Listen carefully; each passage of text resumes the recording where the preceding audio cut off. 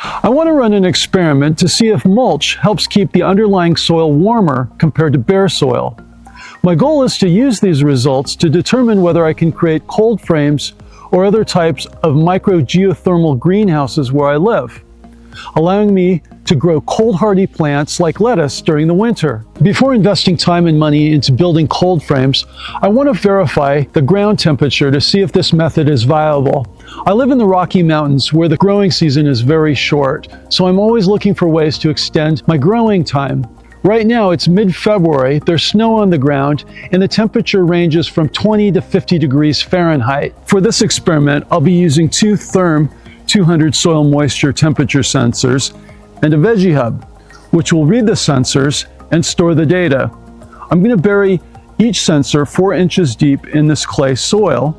The only difference between them is that one of the sensors will have 12 inches of wood chips covering it. I'll monitor the data over the next week to see if the mulch has an impact on the soil temperature. To ensure good Wi-Fi reception, I'm installing the VegeHub and battery box on this 3/4 inch PVC pipe, keeping it elevated and within the range of the router inside my house.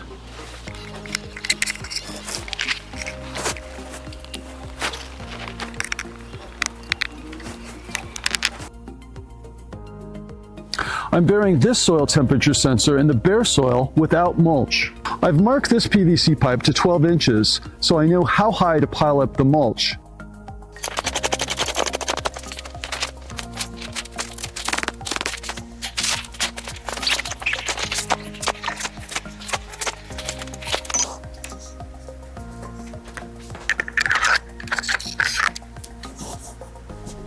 I also have a soil temperature sensor placed near my house to monitor the air temperature so I can compare soil temperatures to the ambient conditions. All of the data is being sent to vegecloud.com where it's stored and where it can be visualized as graphs. This setup took about 10 minutes and now I'll be monitoring the data over the next week. I'll check back in with the results soon. Okay, I'm back. I got distracted overseeing manufacturing at Vegetronix and let this experiment run for several weeks, but I ended up with some great data from these 3 soil temperature sensors. The data was sent to VegeCloud, and I've created some comparative graphs covering the period from mid-February to mid-March here in the high desert of Utah. Let me show you the air temperature first. You can see that we get extreme swings in temperature where I live. The temperature can change by as much as 40 degrees in just 12 hours. Now let's compare this to the sensor that was buried 3 inches deep without any mulch. The soil temperature still shows some wild swings, but it's smoothed out compared to the air temperature and has a noticeable phase lag. Next, let's look at the sensor that was covered with 12 inches of mulch. You can see that the temperature is very stable. It's essentially the moving average of the air temperature.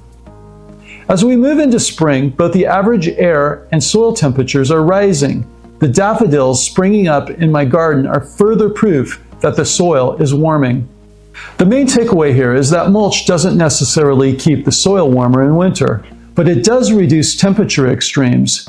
If I were to build a cold frame, the average soil temperature would still be around 45 degrees Fahrenheit in early spring, so it would still be tough to grow much at this point. As summer approaches, mulch will also help prevent temperature spikes that can dry out the soil. I hope this shows you how useful soil temperature sensors can be. Soil temperature is critical for seed germination and can help you know when to plant.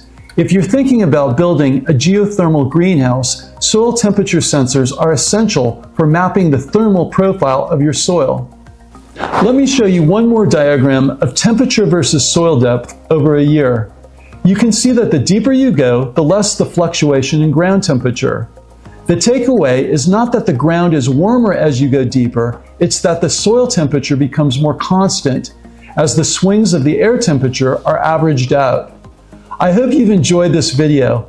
Check out vegetronix.com for cool gardening gadgets and ideas. Thanks for watching.